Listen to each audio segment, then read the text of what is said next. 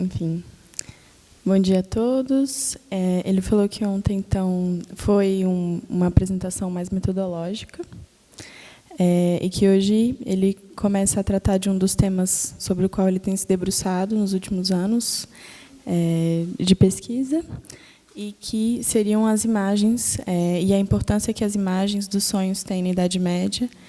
E aí, ao longo do tempo, essa importância vai mudando, ou vai sendo dado menos importância aos sonhos, enfim, na modernidade, ou num período mais recente. C'est ça? Sans doute. Alors, d'abord, je viens de parler de classification. Donc, les songes, ou les rêves,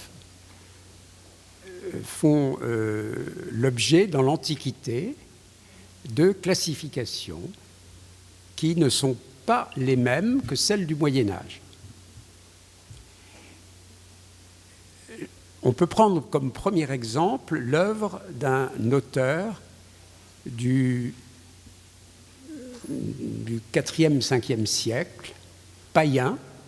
C'est un auteur latin, païen, contemporain de Saint-Augustin. Il s'appelle Macrobius, Macrobio, etc.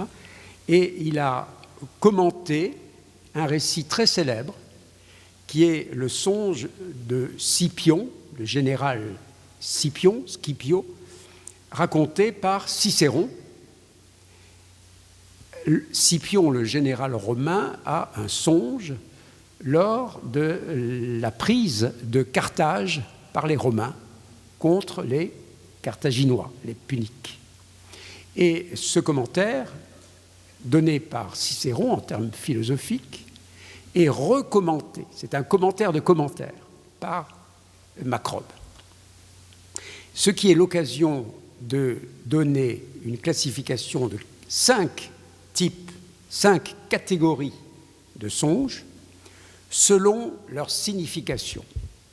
Macrobe dit à peu près, il y a des songes prémonitoires qui prédisent le futur, et puis des songes non énigmatiques qui n'ont pas de véritable signification pour le futur, pour la prévision du futur. Donc, 5 types qui ont chacun un nom, et le premier, c'est justement somnium, qui est une traduction latine de oneiros. Oneiros, le rêve énigmatique.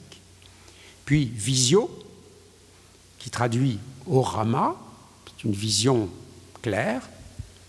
Oraculum, chresmatismos, qui est un rêve envoyé par les dieux et qui peut poser un problème d'interprétation. Puis les rêves non énigmatiques, insomnium, eunopion, un rêve symbolique, et visum, phantasma, qui est une pure illusion.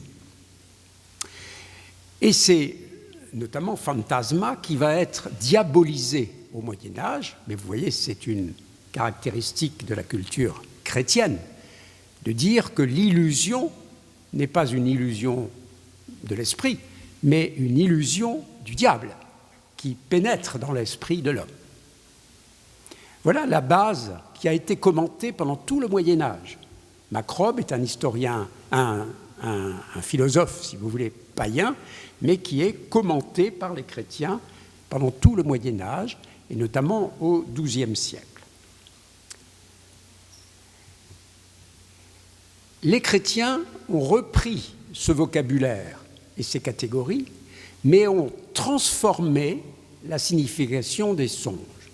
Pour eux, ce n'est plus l'interprétation du sens, si vous voulez, des songes qui importe, c'est l'origine des songes. Et en gros, il y a 3 origines possibles, donc 3 catégories importantes, même si Grégoire le Grand, je le rappelle, est mort en 604. Grégoire le Grand un père de l'Église, un des 4, je l'ai dit hier, distingue 6 catégories, mais en réalité 2 fois 3. En fait, il y a 3 catégories. Il y a les bons songes qui viennent de Dieu, il y a les mauvais songes qui viennent du diable, et il y a entre les deux des songes ambigus, ambivalents, plutôt mauvais, et qui viennent de l'homme lui-même. Et notamment si l'homme a beaucoup mangé, s'il a beaucoup bu, il peut avoir des songes liés à ce qu'il a mangé, à ce qu'il a bu, souvent des songes de nature sexuelle, et qui sont mauvais pour un chrétien. Voilà donc ce que dit Grégoire le Grand. Je pense que le texte, vous pouvez le lire, n'est-ce pas? En gros, 3 grandes origines, voyez, c'est l'origine qui importe pour les chrétiens. Et cela, c'est vrai tout le long du Moyen-Âge. Et on le reprend, Grégoire le Grand est une autorité, une auctoritas, donc il est repris par les auteurs postérieurs.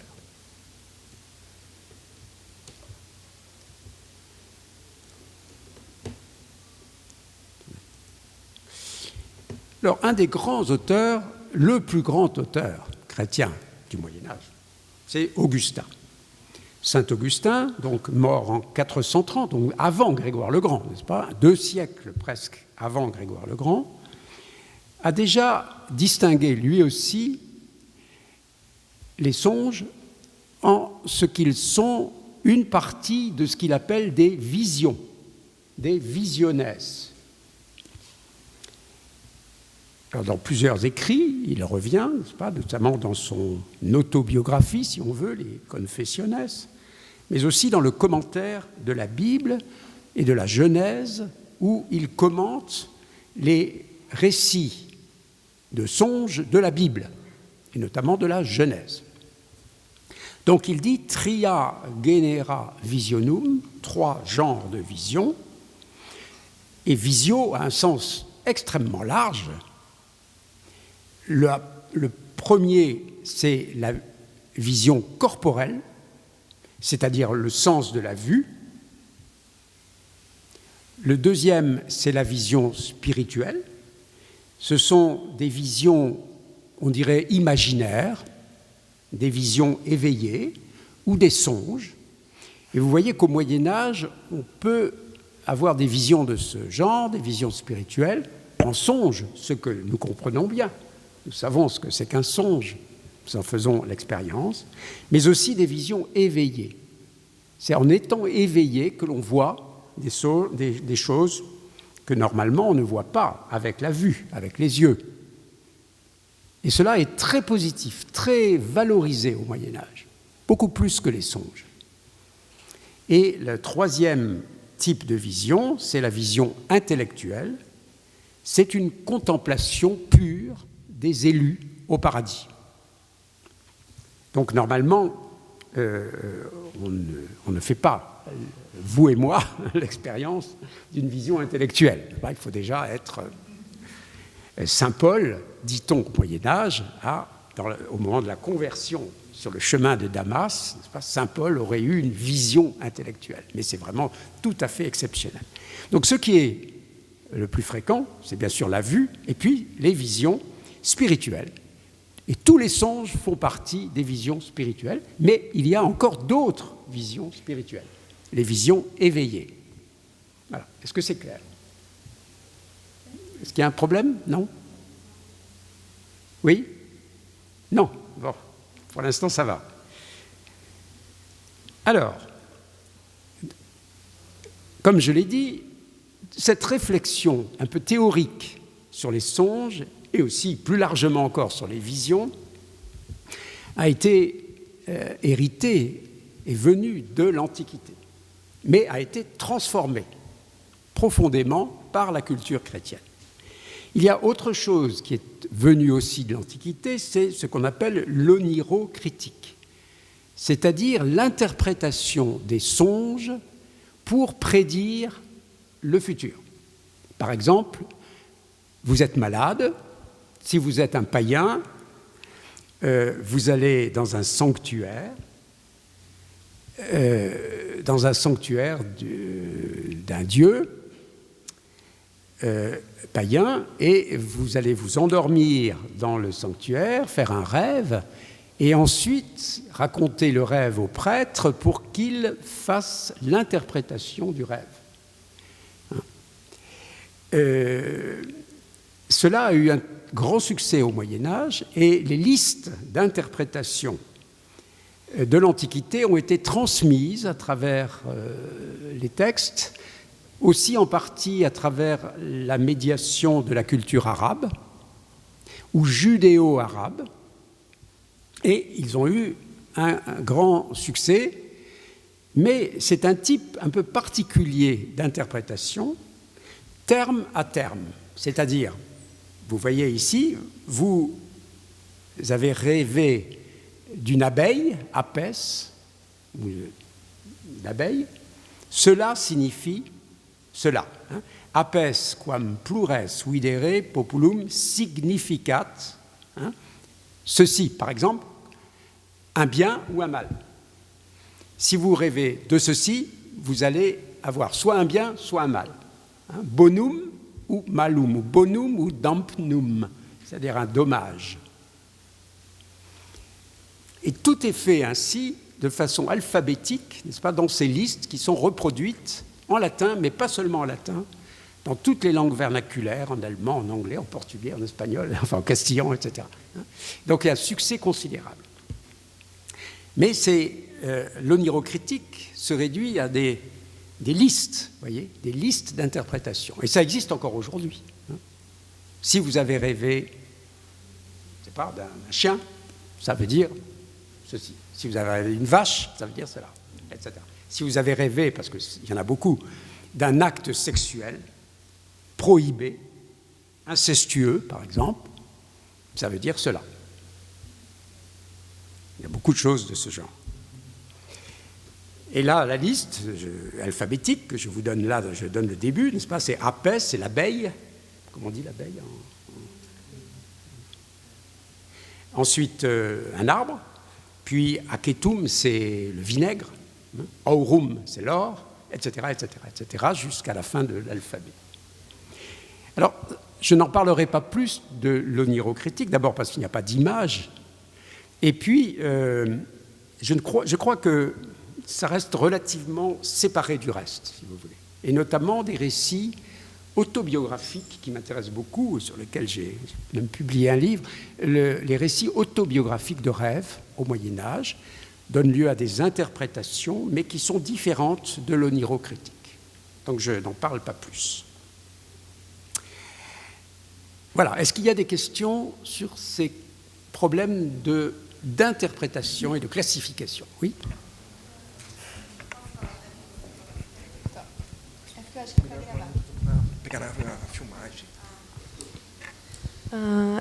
A minha questão é sobre se os sonhos tinham que ser relatados nas confissões.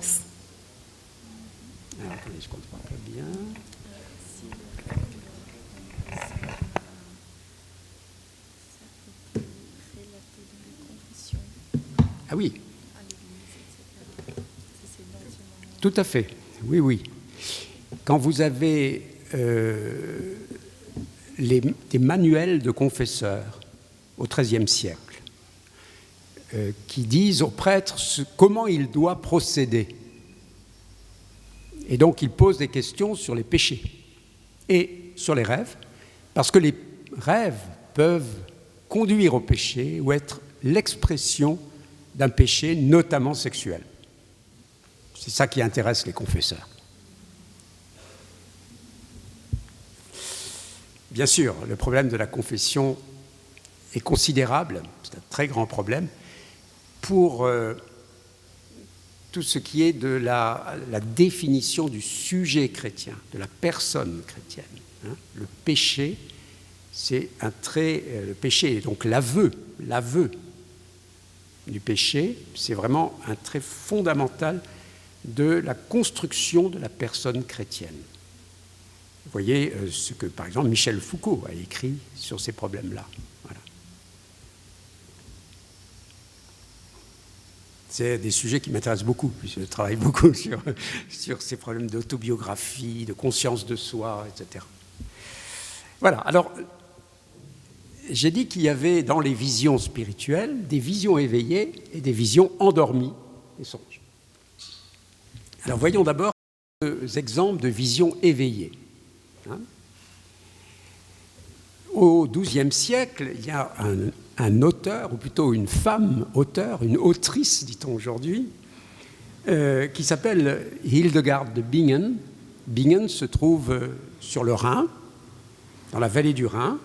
C'est une abbesse d'un grand monastère où il y a à la fois, enfin, où il y a séparément des hommes et des femmes, et elle est l'abbesse de tout le monde. Donc c'est un personnage, grande autorité dans la chrétienté, puisqu'elle correspond par lettres avec Saint Bernard, avec le pape et d'autres personnages, et elle voyage aussi beaucoup.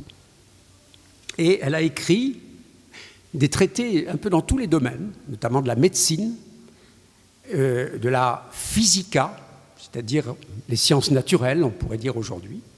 Et elle est visionnaire, et elle a écrit 3 ouvrages où elle raconte ses visions. Et 2 de ces ouvrages, le Liber Scivias et le Liber Operum Divinorum, sont accompagnés de miniatures, d'images, et c'est elle-même qui a contrôlé, fait faire les images, notamment dans ce Riesenkodex, c'est-à-dire ce codex géant, Riesen en allemand, c'est-à-dire géant, qui a été écrit encore de son vivant. Alors malheureusement, il a disparu à la fin de la Deuxième Guerre mondiale, mais on pourra peut-être le retrouver un jour, il n'est pas forcément perdu. Il a disparu, ce n'est pas la même chose, il n'a pas été détruit. Mais on avait une copie très précise faite avant la guerre. Alors, sur cette image, qu'on pourrait commenter très longuement, qui ouvre le livre du Liber Scivias, Scivias, ça veut dire « sache les voies », connais les voies. Nous voyons Hildegard elle-même qui se met en scène, ce n'est pas un autoportrait, mais c'est une auto-représentation, comme Raban-Mort hier, dans sa cellule monastique, et elle reçoit l'Esprit Saint sous forme de langues de feu, comme à la Pentecôte, et il y a 5 langues, sur la tête, et qui lui prennent la tête, n'est-ce pas ? Et elle est éveillée, elle ne dort pas. Et elle-même dit, d'autant plus que c'est une femme, et on se méfie des songes des femmes, tout particulièrement. Et elle dit, je n'étais pas malade, je ne dormais pas, donc je n'avais pas de songe, je n'étais pas hystérique, j'avais la pleine maîtrise de ma raison. J'étais éveillé quand j'ai reçu les voix de Dieu qui m'ont dicté tout ce que je dis, c'est-à-dire un message divin, et le commentaire par Dieu lui-même de ce message théologique sur la Trinité, sur la divinité, sur le paradis, sur les fins dernières. Donc tout cela, elle l'a consigné d'abord sur des tablettes de cire. Vous voyez, elle écrit sur des tablettes et elle dicte à un moine qui est juste à côté, mais qui passe la tête pour écouter, et qu'on connaît, il s'appelle Volmar, et le moine, Volmar, est son secrétaire. C'est lui qui prend par écrit définitivement sur le parchemin. Vous voyez l'opposition tablette de cire et parchemin, manuscrit. C'est une image extraordinaire, avec cette dualité homme-femme, abbesse-moine. C'est l'abbesse qui domine l'espace de la cellule et l'espace à côté de la cellule. La transition, vous voyez, tout ce que j'ai dit hier de l'analyse de l'image, comme on peut l'utiliser ici. Vous voyez aussi comment l'abbesse est sur un siège, mais aussi sur un tabouret, les pieds rehaussés, comme le Christ au ciel, hein, les pieds rehaussés. Le moine, lui, il est sur une chaise, on le voit à peine. Voilà donc une vision éveillée, ça n'est pas un songe.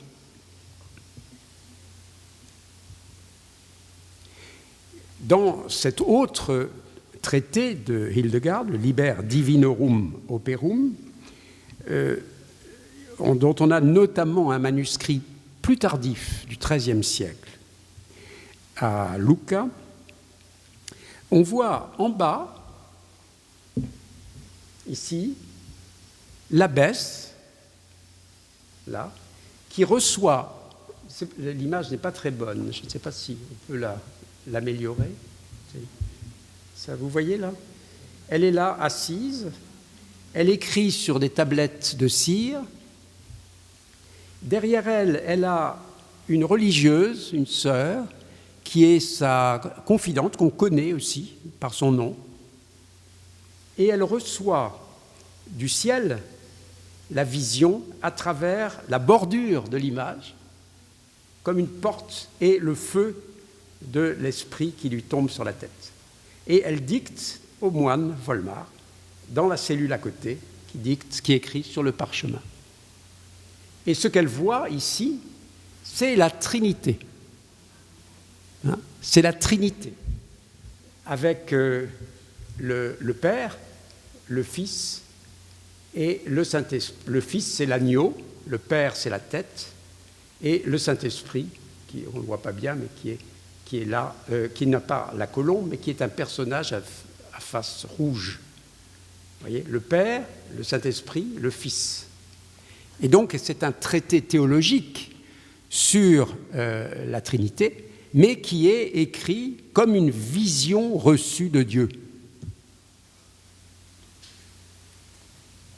Et le sens de ce traité, c'est les œuvres divines jusqu'à la fin des temps, c'est-à-dire la prévision de l'Apocalypse. C'est une sorte de nouvelle Saint-Jean de l'Apocalypse. Vous comprenez là? C'est clair? Une autre image encore, dans le même manuscrit, on retrouve les mêmes éléments, c'est-à-dire Hildegard qui écrit sur les tablettes de cire, mais là, il n'y a pas le secrétaire. Et vous voyez que cet espace est ici aménagé avec la bordure comme une sorte d'extension de l'image principale. Vous voyez? C'est très intéressant ça. C'est-à-dire la bordure qui fait le tour et qui n'est pas séparée, qui en fait partie, qui est englobée en dessous dans ce jeu de la bordure. Et ici, ce qu'elle voit, c'est la Jérusalem céleste, c'est-à-dire la fin du monde, le paradis promis aux élus à la fin du monde. Donc des visions éveillées chez une femme, une très grande femme, un auteur très important, et qui justifie cette vision éveillée par le fait que le contenu de la vision est de la plus haute importance. Hein, c'est une vision prophétique, une vision théologique. Alors, toutes les visions éveillées ne sont pas exactement les mêmes, bien sûr. Je prends un deuxième exemple, on en a parlé hier, Saint François d'Assise. Et ici, la vision éveillée de Saint François, eh bien, une vision spirituelle, où il voit un séraphin, c'est-à-dire une catégorie d'anges, qui lui apparaît en forme de crucifié, portant les blessures, les 5 plaies de la croix, et ces plaies venant s'imprimer sur le corps même de Saint François. Comme vous savez, il y a eu plusieurs versions de cet événement majeur et Giotto a peint en fait la dernière version, la plus officielle, la version officielle, fixée par Saint Bonaventure, saint et théologien franciscain, et qui modifiait assez profondément les tout premiers témoignages sur la stigmatisation de saint François.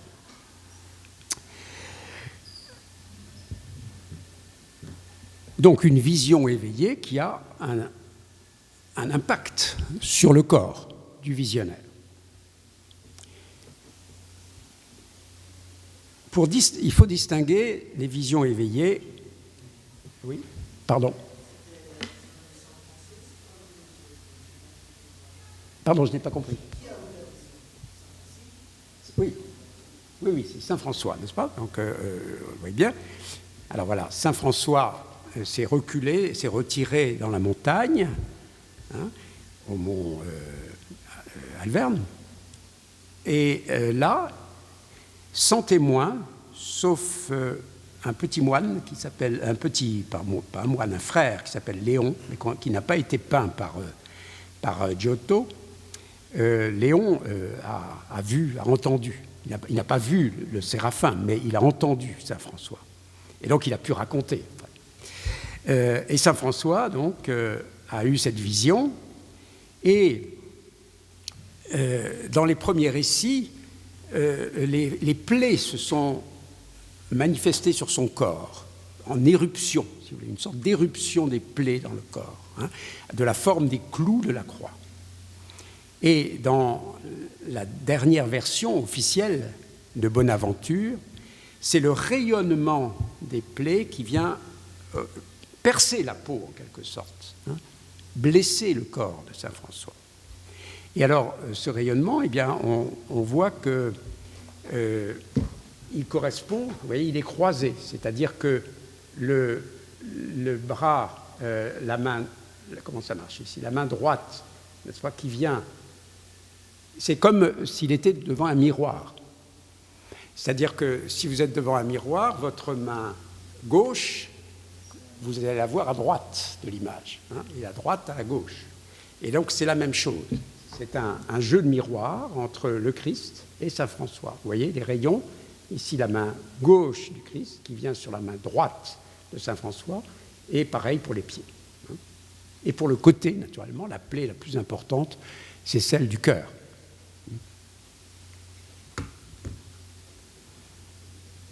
C'est clair? Ça va?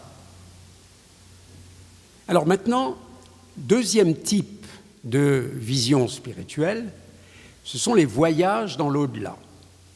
C'est une longue tradition depuis l'Antiquité, mais surtout dans le haut Moyen-Âge, au 8e siècle. Un auteur qui s'appelle Beda Venerabilis raconte plusieurs récits de ce genre, où l'âme part en voyage dans l'au-delà, puis revient dans le corps, et là, le personnage, la personne s'éveille et raconte ce voyage. Ça n'est pas véritablement un rêve, c'est un peu distinct. C'est un voyage dans l'au-delà.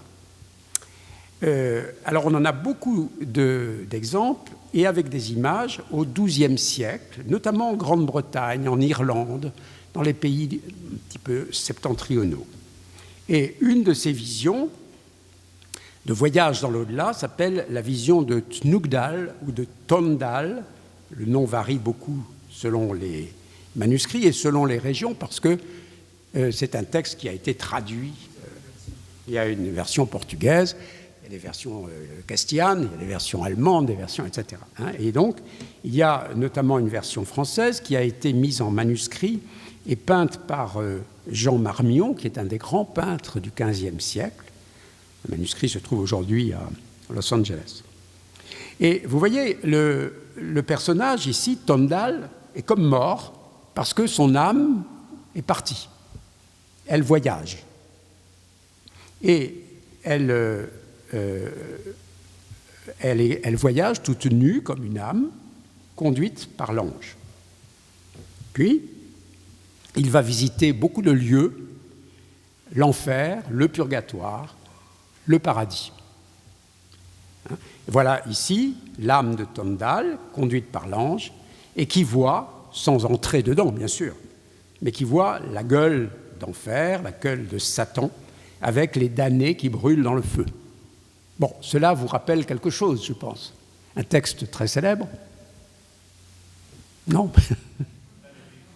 La Divine Comédie de Dante, naturellement, qui est la suite dans la tradition des visions et des voyages de l'au-delà, naturellement, et la visite des trois lieux, ou à proximité des trois lieux, n'est-ce pas, l'enfer, le purgatoire et enfin le paradis. Et c'est là qu'il retrouve Béatrice, Dante. La vision de Tomdal a été aussi mise en image, cette fois dans un retable, dans un grand tableau, par Hieronymus Bosch. Hein, et cette version très célèbre se trouve ici à Venise, avec à gauche ici la vision du purgatoire. Ici, à la deuxième, pardon, donc ici, d'abord, il arrive, conduit par l'ange, toujours, pardon, ici, puis il voit le paradis. Alors voilà une image extraordinaire du paradis, c'est pas comme une sorte de tube, hein, au fond de laquelle il y a la lumière divine et les élus qui sont attirés vers Dieu. Et lui, il est là, je crois, hein, il est là en prière, conduit par l'ange. Et puis ici, les deux, c'est l'enfer. C'est l'enfer avec les tortures des damnés dans le feu éternel. Voilà, donc vision éveillée, voyage dans l'au-delà, et enfin les rêves, sur lesquels maintenant je voudrais parler davantage. Donc les rêves, c'est une catégorie à part et qui a un nom. Elle est nommée comme une catégorie spécifique, c'est somnia. Somnia, en latin, c'est un pluriel neutre, hein, c'est somnium, somnia au pluriel.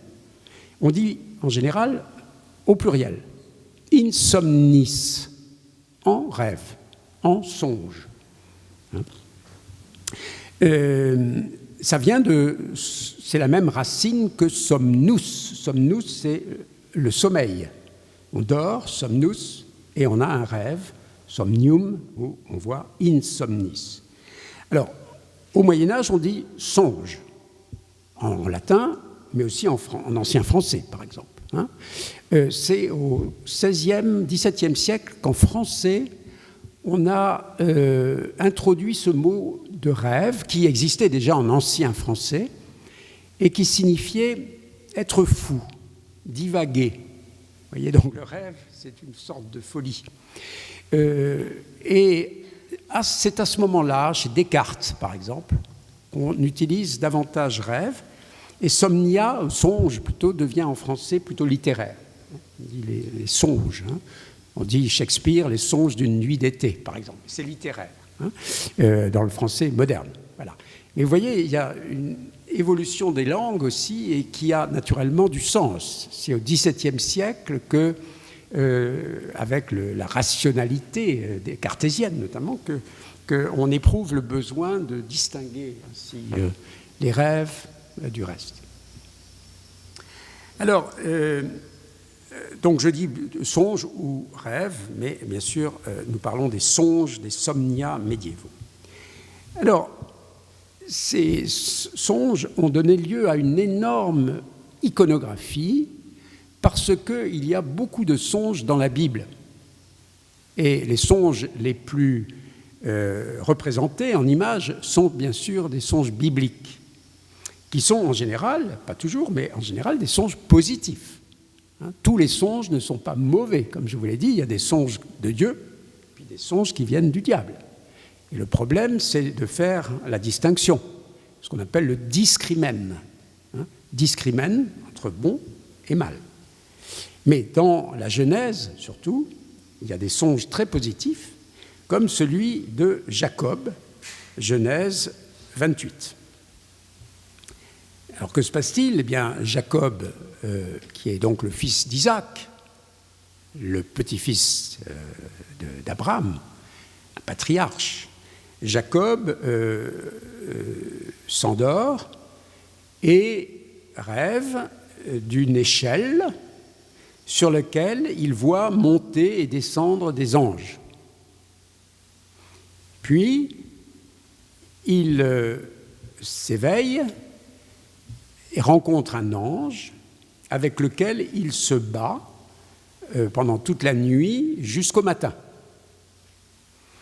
Au matin, alors que l'ange lui a démis l'épaule, lui a fait une balle à l'épaule, l'ange le nomme Jacob, lui donne son nom,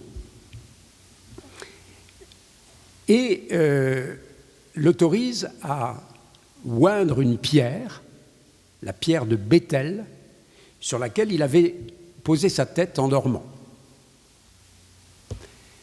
Et l'issue de ce combat et l'onction de la pierre montre que Jacob est bien l'élu de Dieu. Donc c'est un rêve, un récit de rêve et de songe très important.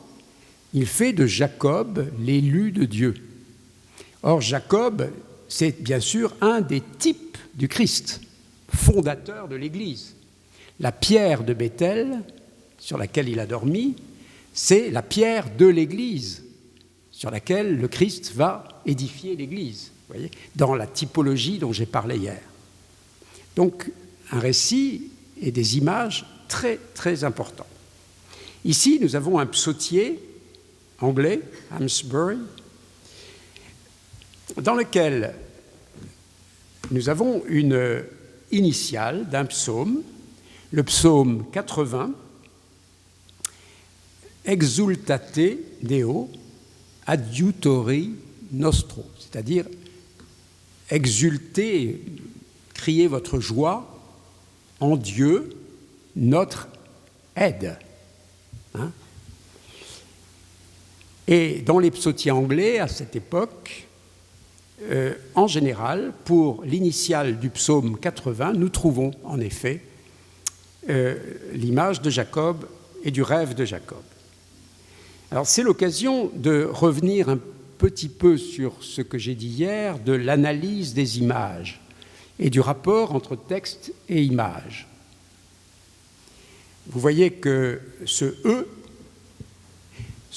de adiutori, exultate Deo adiutori nostro, c'est une initiale. E, X, U, L, etc. L'initiale sert de bordure à l'image, dans un carré, mais il y a la forme ronde de la lettre, avec la barre transversale qui va permettre à des personnages de s'entrelacer, comme on a vu hier, devant et derrière. Regardez l'aile de l'ange qui passe derrière la barre du E, tandis que le corps est devant. Et les plans de l'image, je parlais de plan hier, c'est le plan du fond, la surface d'inscription de l'image, c'est la feuille d'or ici, sur lesquelles nous avons l'ange, la lettre, puis le corps de Jacob, ici, luttant avec l'ange, et ici, Jacob rêvant. Alors, il rêve, couché par terre, la tête détournée de l'échelle qu'il voit en rêve. Mais au contact de la pierre, ça c'est la pierre de Béthel, et la pierre au contact de l'échelle. Donc le contact physique est très important pour montrer ici l'inspiration divine, puisque l'échelle monte au ciel et les nuées ici marquent la présence de la divinité. C'est Dieu qui est en haut. Et un ange, normalement il y en a plusieurs, mais un seul suffit, un ange monte, descend le long de l'échelle. Les yeux de Jacob qui dort sont pourtant ouverts, parce que Jacob a les yeux ouverts sur la vision spirituelle. Hein? Les yeux du corps sont fermés, mais les yeux de l'âme sont ouverts. Dans son rêve, il voit l'échelle, mais en même temps, dans cette image, il y a une condensation de tout le récit. Hier, on parlait du rapport texte-image, n'est-ce pas? C'est l'image condense dans un instant et dans un espace toute la linéarité d'un récit. L'histoire du rêve plus l'histoire du combat avec l'ange. Ici, l'ange, Jacob, qui lutte, et Jacob, les yeux ouverts, regarde ici. Et lui, il a les yeux ouverts vers ce qui va arriver le matin, le combat avec l'ange. C'est-à-dire qu'il y a une réflexivité de cette figure de Jacob qui se voit projetée dans le futur du combat avec l'ange, et dans le combat avec l'ange, qui regarde en arrière vers le rêve qui a été prémonitoire, qui a annoncé le futur. Vous voyez donc cette circularité des regards, entre regard de rêve, regard éveillé, est tout à fait saisissante dans cette image. Est-ce que vous voulez ajouter quelque chose, des questions sur cette image? Vous voyez comment on peut essayer d'analyser une image, et pas simplement la regarder 5 minutes, mais comprendre le fonctionnement de l'image avec l'importance des gestes, l'importance des regards.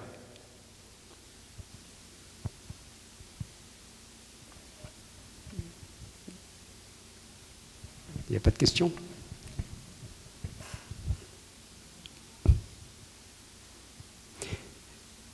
On pourra y revenir. Alors, ce combat, ce rêve de Jacob, on le retrouve naturellement dans un très grand nombre de manuscrits et d'autres, des peintures murales, etc. Voici un manuscrit très célèbre aussi, un autre psautier, la collection des 150 psaumes, qui aurait peut-être appartenu au roi Saint-Louis de France au milieu du XIIIe siècle. Et là, nous avons l'épisode du songe associé d'abord à l'épisode de l'onction de la pierre de Bethel. Cela permet de faire quelques observations de plus par rapport à l'image du psautier Amsbury qu'on vient de voir. D'abord, vous avez, c'est un manuscrit dont nous avons vu quelques images hier déjà. Il y a cette bordure ornementale avec les mêmes motifs, des rinceaux, des petits monstres, etc., des hybrides. Puis, la construction de cette architecture gothique, classique, qui évoque la Sainte-Chapelle, qui évoque Notre-Dame de Paris, etc. Ici, pardon, alors je ne vais pas montrer sur l'ordinateur, voilà. Donc, la bordure, l'architecture, avec les rosaces classiques ici. Vous voyez que sous les voûtes, nous avons des nuées célestes, comme ici en haut de l'échelle, qui évoquent la divinité. Tout cela se fait parce que c'est la volonté de Dieu. Voilà. Et naturellement, Dieu, il est là.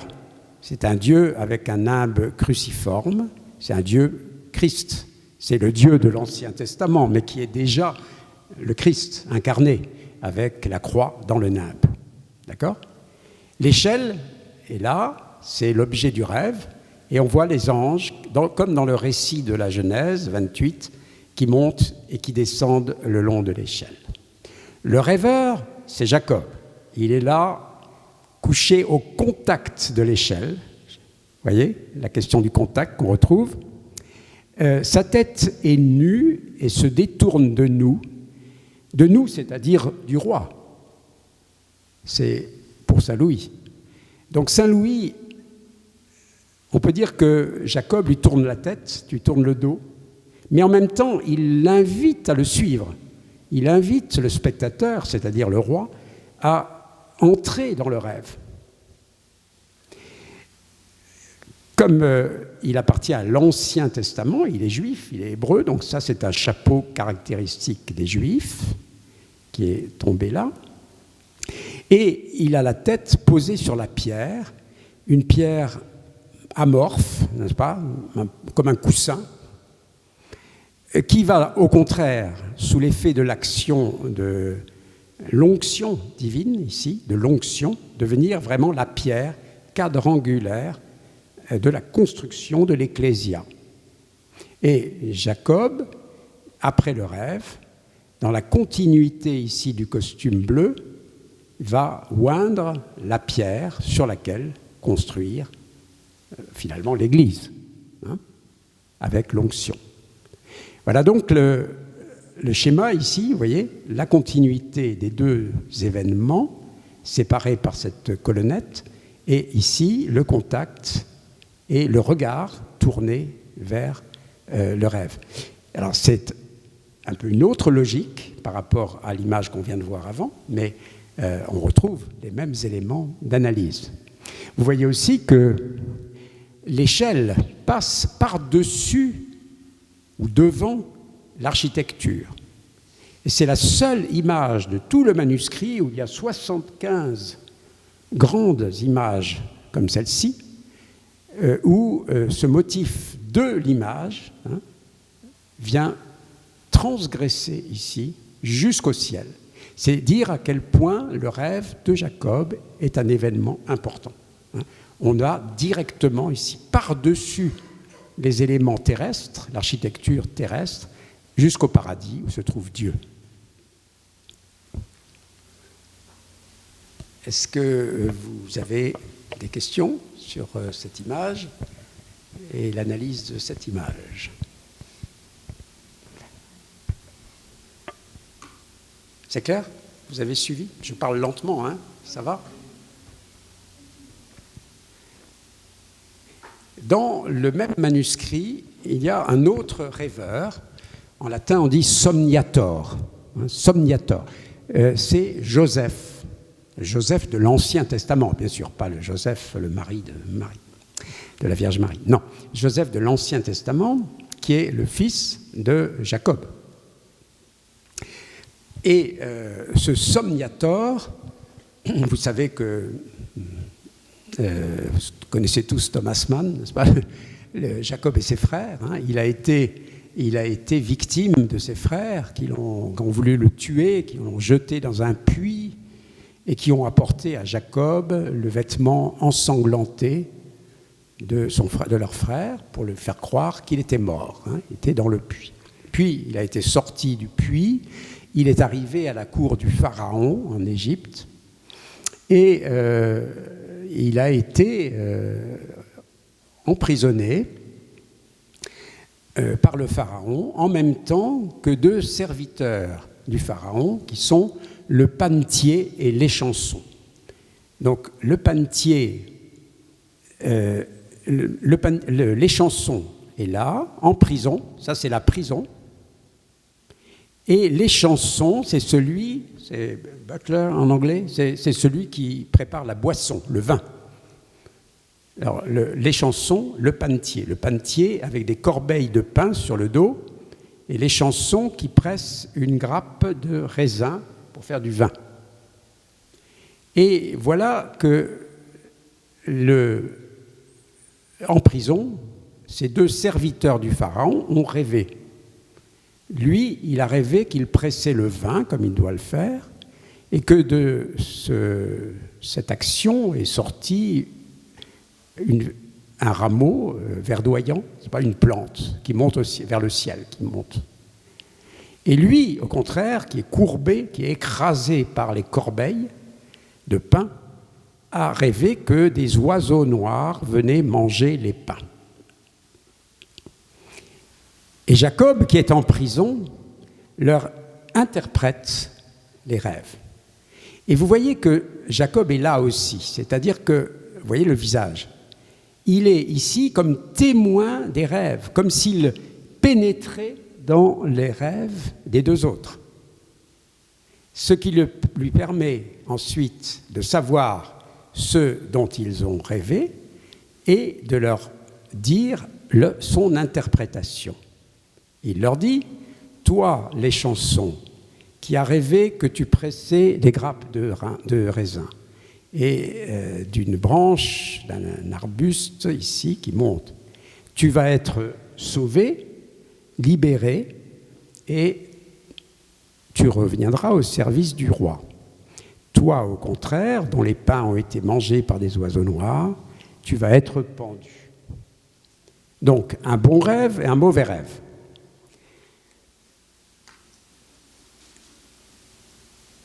À l'image suivante, effectivement, on voit les actions qui correspondent à l'interprétation qui est juste de Joseph. L'échanson est libéré et admis de nouveau à la cour du roi, c'est Pharaon, tandis que le panetier, qui avait fait un mauvais rêve, est lui pendu, comme Joseph l'avait dit. Et du coup, dans cette double image, comme d'habitude dans ce manuscrit que je vous ai déjà montré, nous voyons un deuxième rêve, et cette fois c'est Pharaon qui rêve, et qui fait le fameux songe des 7 vaches grasses et des 7 vaches maigres, que Joseph va interpréter en disant « il y aura 7 années de vaches grasses, c'est-à-dire de richesse, mais ensuite 7 années de vaches maigres, de disette, de famine. Et donc il faut accumuler de la nourriture dans les greniers pour pouvoir faire face à la disette qui va suivre. » Et du coup, Joseph est sorti de prison et devient en quelque sorte le ministre de l'économie du Pharaon. Et l'interprète officiel des rêves du roi. Alors vous voyez, pardon, il y a une question. Excusez-moi. En fait, c'est le pharaon, mais il est complètement habillé comme un roi. Capétien, naturellement. Oui. Une réinterprétation. Tout à fait. Si vous voulez, de façon générale, au Moyen-Âge, tous les personnages sont actualisés. C'est-à-dire ce sont des personnages vivant au Moyen-Âge. Voilà, sauf le Christ. Le Christ, la Vierge Marie, sont vêtus de façon, surtout le Christ, la Vierge plus ou moins, mais vêtus de façon en quelque sorte atemporelle. Hein, voilà. Eux sont dans l'éternité, n'est-ce pas? Tandis que les personnages, et le roi, évidemment, ce n'est pas un pharaon égyptien, c'est un roi de France, c'est Saint-Louis. Donc c'est très important, parce que ça montre bien quelle est peut-être l'utilisation, l'usage aussi de ces manuscrits, consciemment ou inconsciemment, mais on peut s'identifier au roi. Ça veut dire au roi, fais attention, il y a des rêves bons, n'est-ce pas? Quand tu rêves, ça peut être bon, mais ça peut être mauvais aussi. Et le problème, c'est encore une fois la distinction. Alors, pour en rester à ce manuscrit, eh bien, une troisième image, parce qu'après je vais revenir sur l'ensemble de cette iconographie dans le psautier de Saint-Louis, eh bien, c'est toujours Joseph qui rêve d'étoiles qui sont obscurcies par un astre plus gros et de gerbes de blé, ici, qui se prosternent, qui s'inclinent devant celle-ci qui reste droite. Et là, c'est naturellement l'expression de la suprématie de Joseph sur ses frères, hein, et c'est-à-dire de la tribu de Joseph sur les autres tribus d'Israël. Et donc cette image est très importante, mais là c'est le somniateur, c'est Joseph lui-même qui rêve. Donc on a vu que Joseph était l'interprète des rêves du panetier de l'échanson, l'interprète des rêves du roi, et le rêveur lui-même de sa suprématie par rapport aux autres tribus, c'est-à-dire à ses autres frères. Et enfin, ici, nous avons justement l'issue, c'est-à-dire le fait que, ici c'est Joseph, ou bien je ne sais plus si c'est Joseph ou les autres frères, n'est-ce pas, qui viennent auprès de Jacob. Mais là, on n'est plus dans le rêve. Hein. Les rêves s'arrêtent ici, disons. Alors, ce que l'on voit dans toutes ces images qu'on vient de regarder l'une après l'autre, hein, je rappelle ici, c'est naturellement l'iconographie de bons rêves avec la... Ça va de bons rêves avec notamment les nuées qui sont là et qui rappellent que nous sommes là dans des songes positifs, interprétés par le rêve. Vous voyez tous les problèmes de contact, encore une fois, qui sont tellement importants dans ces images de rêve. Dans une image de rêve au Moyen-Âge, on représente, pour ainsi dire, jamais l'objet du rêve seul. Il y a toujours le rêveur et l'objet du rêve en même temps dans la même image. C'est une règle absolue ou presque absolue. Je vais donner une exception, mais qui est une fausse exception dans un instant. Donc, le rêve, tout le problème de ces images, c'est le contact physique entre le rêveur et l'objet du rêve, qui peut être un rêve positif ou un rêve négatif. Donc, on le voit très bien dans ces images et dans les autres. Puis, évidemment, ici, l'interprétation avec ce jeu de mains très caractéristique des images médiévales. Lorsqu'on argumente, lorsqu'on explique, on fait ce genre de jeu de doigts, n'est-ce pas ? On compte les arguments sur les doigts. Voilà, donc c'est ça que fait ici Joseph.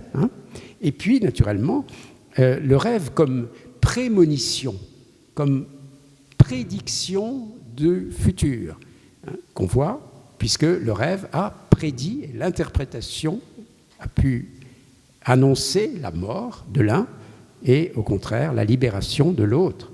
C'est la grande fonction des rêves au Moyen-Âge que de prédire ce qui va se passer. Ça peut être une maladie, ça peut être la paix, ça peut être la guerre, ça peut être la mort, naturellement, très souvent.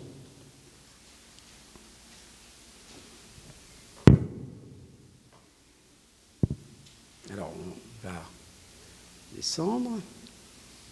Voilà. Alors, je l'ai dit, normalement, dans toutes les images de rêve, on a le rêveur et l'objet du rêve. Mais parfois, on a l'impression qu'il y a une exception. Et ici, je vous donne dans le livre de Daniel, livre prophétique du prophète Daniel, toujours dans l'Ancien Testament, le songe du roi Nabuchodonosor. Je ne sais pas, en portugais, on dit comment ? Nabuchodonosor aussi, voilà. Parce que ça change selon les langues. En anglais, en allemand, on ne dit pas comme ça. De quoi que s'est-il passé ? Eh bien, quelque chose d'assez similaire à ce qui s'est passé entre Joseph et le pharaon. Le roi païen, bien sûr, Nabuchodonosor, ennemi des Hébreux, a songé, a vu en songe une statue faite de 4 métaux différents, le fer, le bronze, l'argent et l'or, qui était fracassée par un rocher tombant d'une montagne. Alors ici, vous avez la statue, ici la montagne de profil, avec ici un trou et une inscription qui est, je ne sais plus exactement, mais enfin qui veut dire la pierre manque. Et la pierre a roulé ici au pied de la statue qu'elle a brisée. Et ici, vous voyez également la montagne avec la pierre qui manque. Alors là, on n'a pas le rêveur, on ne voit pas le roi, on ne voit que l'objet. Mais en fait, comme c'est une image dans une série d'images, dans d'autres images, bien sûr, on voit le roi Nabuchodonosor. Donc, il n'est pas vraiment absent. Mais là, on a quand même isolé, mais c'est tout à fait exceptionnel, isolé l'image du rêve, du rêveur. Et retenez bien ça, parce qu'il faudra beaucoup de temps pour que l'image du rêve devienne une image du rêve seul. Aujourd'hui, si je vous dis dessinez le rêve que vous avez fait cette nuit, la nuit précédente, vous allez dessiner votre rêve. Mais vous n'allez pas vous dessiner, vous, dans votre lit, en train de rêver. Vous voyez ? Donc, voilà, comment on en est arrivé là ? Alors, donc on a cette image magnifique. C'est un commentaire de Beatus de Liébana, qui est un commentaire de l'Apocalypse. C'est un auteur hispanique du 8e siècle et qui commente l'Apocalypse de Jean. Et il y a eu nombreux, une dizaine de manuscrits de ce commentaire à partir du XIe siècle, entre le XIe et le XIIIe siècle. Celui-ci se trouve à Paris, il y en a d'autres en Espagne, à Madrid, à l'Escorial, etc., et un à New York qui est très important aussi, etc. Cette même image se retrouve dans des manuscrits postérieurs. Vous voyez ici un type de manuscrit assez caractéristique de la fin du Moyen-Âge et qui était beaucoup utilisé pour ce qu'on va appeler plus tard le catéchisme, c'est-à-dire l'instruction des laïcs. C'est le Speculum Humanae Salvationis, donc une sorte d'encyclopédie religieuse, pourrait-on dire, du salut, et dans laquelle on trouve de nouveau ce même thème du songe de Nabuchodonosor, mais vous voyez que, bien sûr, beaucoup de choses ont changé entre-temps.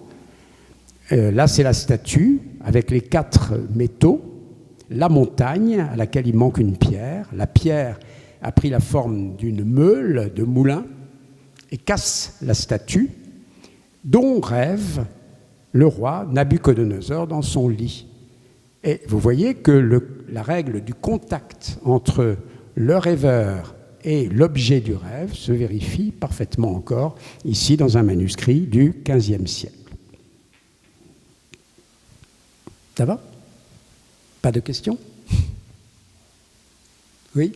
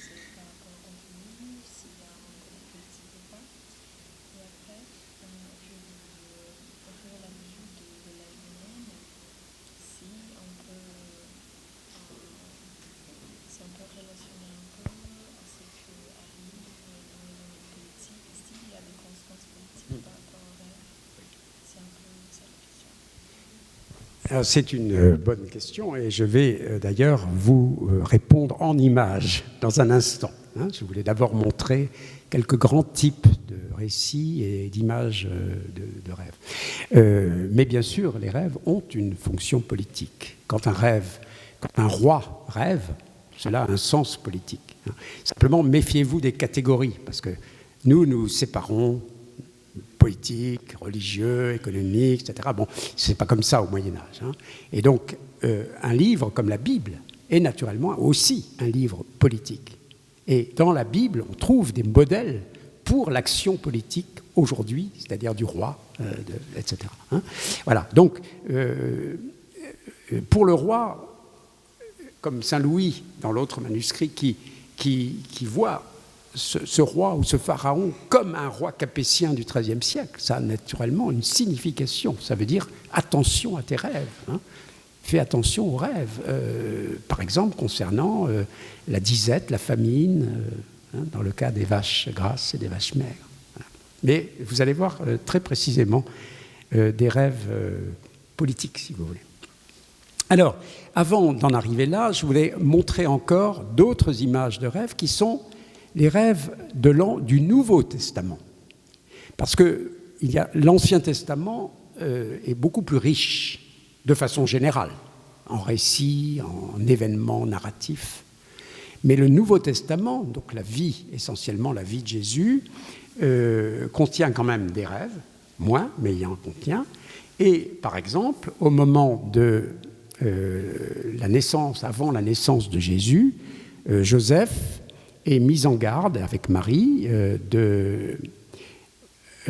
après la naissance, excusez-moi, un ange en rêve vient dire à Joseph qu'il doit s'enfuir en Égypte pour éviter la persécution de Hérode, éviter la mort de l'enfant Jésus.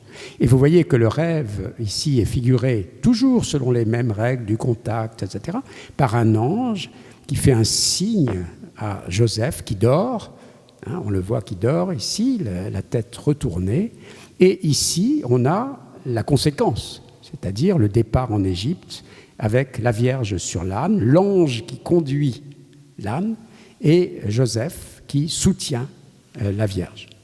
Donc c'est un ivoire, ici, un ivoire ancien de l'époque sans doute du XIe siècle. Il y a également un autre épisode, je ne les donne pas tous, mais c'est l'épisode des rois mages.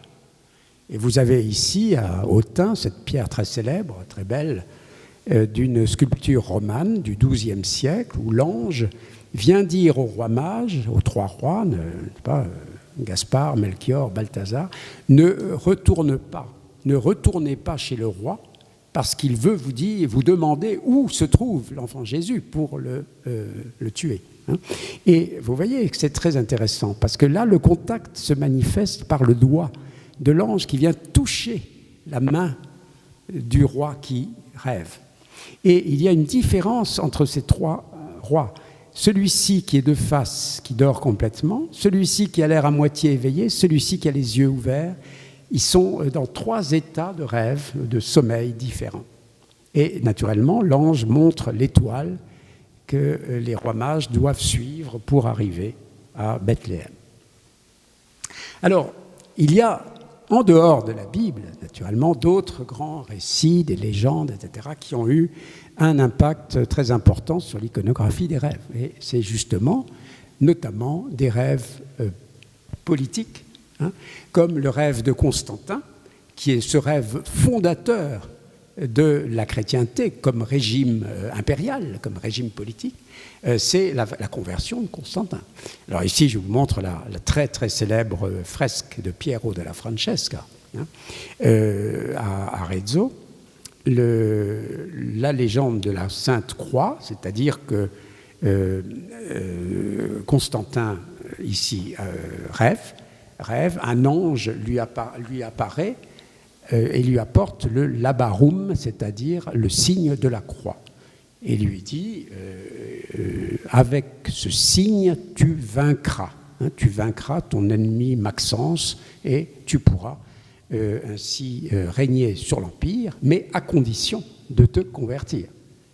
Et c'est sous l'influence de sa mère, Hélène, n'est-ce pas, qu'il se convertit au christianisme. Donc c'est un récit très célèbre, repris par Eusèbe, par Lactance, c'est-à-dire par des auteurs chrétiens du IVe siècle, et peint très souvent au Moyen-Âge, jusqu'à cette très célèbre fresque de Piero della Francesca. Mais vous voyez que les principes de l'image sont toujours les mêmes, c'est-à-dire le roi qui dort, l'attente, le contact ici avec l'ange et la croix qu'on ne voit pas bien parce que la fresque est un peu abîmée à cet endroit.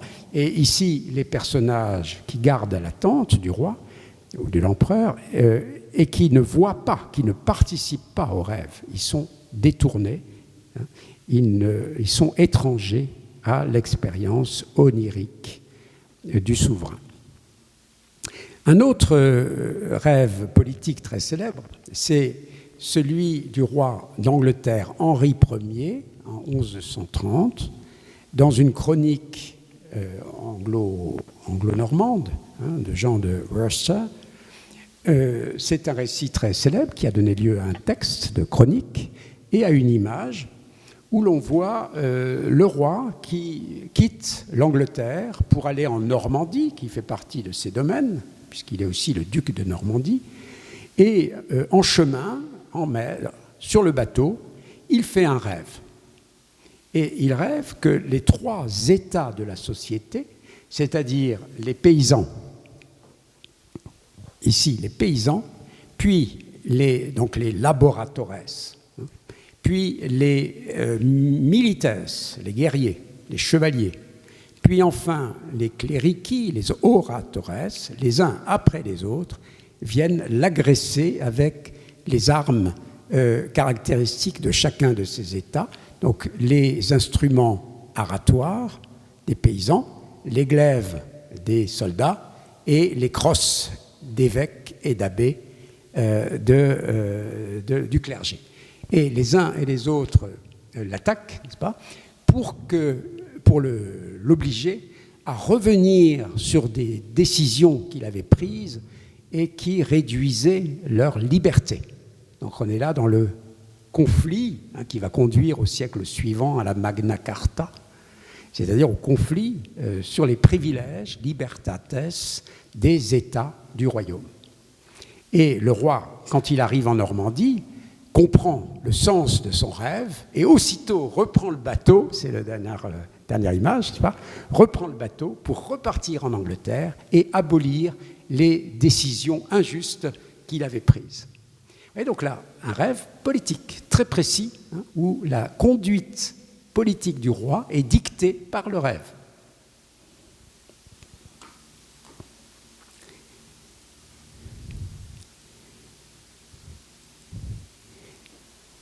Politique aussi, dans un certain sens, ce rêve du pape Innocent III, qui rêve que l'Église est en train de s'effondrer, mais qu'un religieux tout nouveau, François, soutient de l'épaule et rétablit l'ordre, sauve l'Église.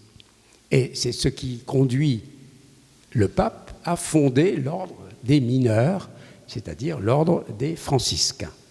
Alors c'est une image évidemment très célèbre, puisqu'elle est due à Giotto lui-même, à Assise, où vous avez tous les éléments dont j'ai parlé à propos de l'image des rêves au Moyen-Âge, c'est-à-dire le lieu, le locus, le lieu de la chambre du pape, dans lequel il est couché, où il fait son rêve, il a la vision onirique de ceci, c'est-à-dire l'objet du rêve, ce qu'il voit en rêve, mais au contact de la chambre et du palais du pape, cette église qui chancelle, qui flanche ici, mais soutenue par saint François.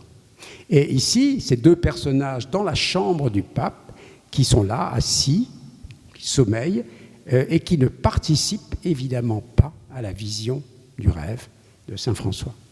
Donc, vous voyez, tous les éléments dont je parlais sont présents, mais à chaque fois sur des formes, sur des modes différents.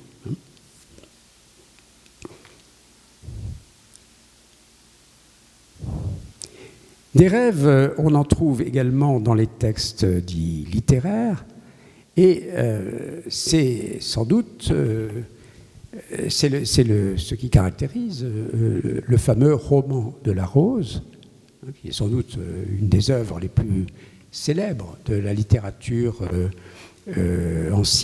française ancienne au Moyen-Âge, au XIIIe siècle, le roman de la Rose, cet immense roman qui contient des dizaines de milliers de vers, et qui n'est qu'un rêve, en fait, qui n'est qu'un rêve. C'est-à-dire qu'avec deux auteurs, ils se succèdent sans le dire, mais on sait que la première partie est due à Guillaume de Loris, la deuxième à Jean de Meun. On passe de l'un à l'autre sans s'en rendre compte. Simplement, au début, tout à fait au début, Guillaume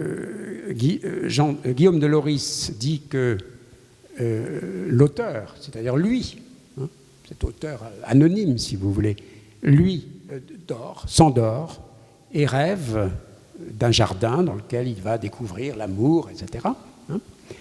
Et c'est tout le roman. Et puis à la fin, quelques dizaines de milliers de vers plus loin, c'est Jean de Meun qui dit que, voilà, je me suis réveillé et j'ai cueilli la rose. C'est-à-dire, j'ai évidemment trouvé l'amour charnel avec celle que j'aime. Il a fallu tout le roman pour parcourir tout ce rêve, tous les événements. On l'oublie bien sûr quand on lit le roman, mais tous les événements qui sont dans le roman de la Rose sont en fait des événements rêvés par l'auteur qui parle à la première personne de tout ce qui lui arrive. Donc c'est un rêve, c'est encore une image de rêve. Excusez-moi, là, c'est une image. Vous avez celle-ci après? Ah, voilà, j'ai dû faire une erreur. Voilà, à la fin, voilà, dans un autre manuscrit, le roman du roman de la Rose, donc le rêveur qui se trouve dans son jardin et qui va donc s'endormir dans le jardin et rêver ainsi. Alors, voyons, qu'est-ce que vous avez après? Oui, c'est pas tout à fait à la bonne place, là. Excusez-moi, je reviens en arrière. Il y a eu un mélange, un désordre dans mes images, mais ça ne fait rien. Si on a les mêmes, ça permet de revenir un petit peu en arrière. Voilà, j'ai parlé du rêve de Nabuchodonosor. Donc, vous avez ici une autre image où cette fois, nous avons... Vous voyez, je la mets... Attendez, je reviens un petit peu en arrière pour rappeler ça. Voilà, ça, voilà. Et puis, la troisième que je voulais vous montrer, c'est celle-ci. Vous avez bien... Voilà. Excusez-moi, j'aurais dû la montrer avant. C'est l'image du rêve de Nabuchodonosor. Avec, cette fois, on voit bien le roi dans son lit, la statue sur une colonne qui est brisée par la pierre, vous voyez le pied ici, la pierre qui était au sommet de cette montagne, et voilà ce qu'on voit au sommet de la montagne, c'est l'ecclésia.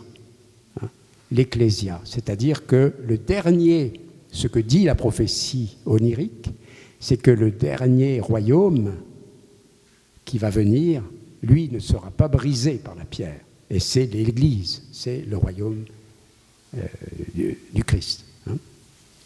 Donc là, on a dans la même image le récit de rêve et son interprétation chrétienne, qui est tous les royaumes païens s'effondrent, écrasés par la pierre, mais le royaume qui va survivre et qui va s'imposer et qui va dominer le monde, c'est le christianisme. Ici, une autre image du Nouveau Testament, vous voyez, il y a vraiment du désordre dans mes images, excusez-moi.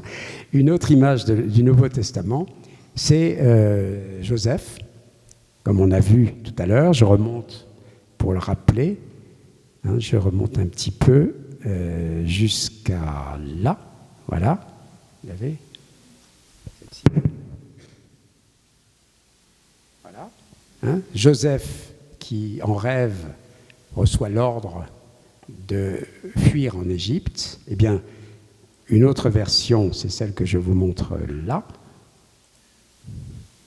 Ici, Joseph qui reçoit de l'ange en rêve l'ordre de partir en Égypte pour sauver l'enfant Jésus. Donc, voilà, quand je parlais hier des séries, vous voyez qu'on peut, sur chacun de ces motifs, créer toute une série de dizaines et de dizaines d'images pour comprendre les variations et comprendre comment, sur un fond semblable, on a une multitude de variantes possibles. C'est le principe même d'une analyse structurale. On parlait des rêves politiques, eh bien, en voilà un autre. C'est dans une chronique anglaise, l'histoire de saint Édouard, Édouard le Confesseur, donc le grand saint roi anglais. Édouard le Confesseur, donc, dans cette longue chronique, il est question d'un évêque, l'évêque Britwold, qui va avoir en rêve la prémonition du couronnement du roi Édouard, Saint Édouard, comme roi d'Angleterre, qui va unifier les différents royaumes d'Angleterre, dans l'Angleterre anglo-saxonne, n'est-ce pas, avant, bien sûr, les Normands, avant Guillaume le Conquérant. Et là, c'est une image extrêmement intéressante du point de vue de la structure et de la représentation d'un rêve. Vous voyez d'abord un lieu, un premier lieu, c'est cette église.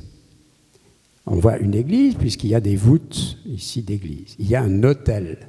On est dans l'église de l'évêque. L'évêque est couché contre l'autel, mais aussi contre la porte de l'église. Et il dort. Il fait un rêve. Et de quoi rêve-t-il? Eh bien, de ça. De ça, il voit Saint Pierre qui vient couronner Édouard. Rêve politique, comme Constantin, n'est-ce pas? C'est en rêve que l'on voit ce qui va se passer dans le royaume. Mais il voit aussi lui-même couché contre l'autel, donc ce lieu qui est différent puisque c'est le lieu du rêve, c'est en même temps ce lieu-là dans lequel il dort et il rêve. Il se voit dans son église contre l'autel, visité par Saint Pierre, qui est là aussi. Saint Pierre est dédoublé. Visité par Saint Pierre, qui lui confirme que ce qu'il voit, c'est bien le futur du royaume, Saint Pierre élisant Édouard comme roi légitime d'Angleterre. Vous voyez les relations à travers l'image entre la réalité du songe, du sommeil et du songe, et l'autre réalité, mais qui est une réalité aussi, celle du rêve, qui montre l'irruption dans ce lieu de la divinité. Ici, vous voyez la nuée qui porte Saint-Pierre. Hein. Le rêve, c'est donc un bon rêve positif, c'est l'intrusion du céleste dans le terrestre.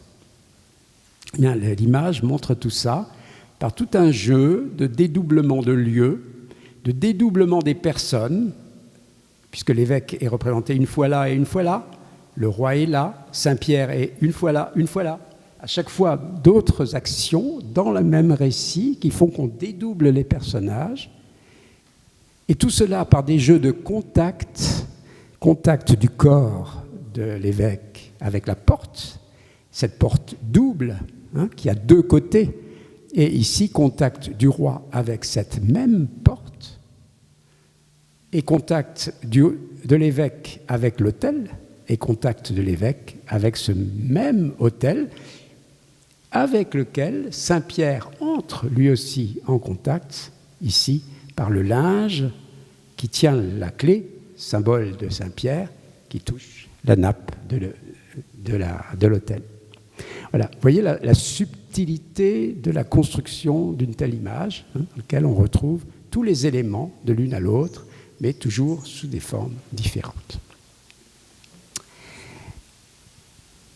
Il n'y a pas de questions sur la... C'est un rêve politique, là. Hein. Alors, j'ai montré des images, excusez-moi pour le désordre de mes images, là, j'aurais dû... C'est un état de rêve, sans doute, qui explique cette confusion. J'ai montré des images du roman de la Rose.